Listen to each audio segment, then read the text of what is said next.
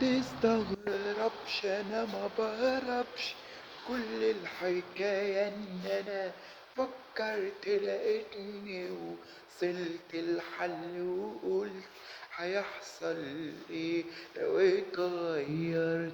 ما تستغربش انا ما بهربش، كل الحكاية ان انا فكرت لقيتني وصلت لحل وقلت هيحصل ايه لو اتغيرت. ما جاش ابدا في تفكيرك اعيش يا حبيبي من غيرك، واعود نفسي على بعدك وعلى اللي انا فيه.